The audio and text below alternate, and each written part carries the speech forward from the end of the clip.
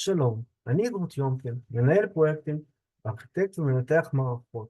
אני בן 57, בעל תואר שני במתמטיקה ומדעי מחשב.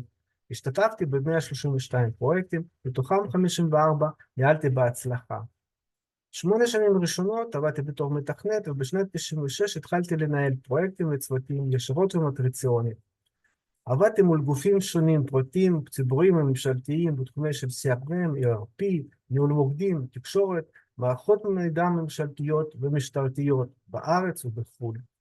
רוב הפרויקטים היו במחזור חיים מלא, במתודולוגיות בהתחלה ווטרפול, בשנים האחרונות אג'יל, באפיון אינטגרציות ובדיקות, מערכות מרובות פונקציונליות וממשקים, בארכיטקטורות מקומיות וענניות, כולל את הנימבוס הממשלתי.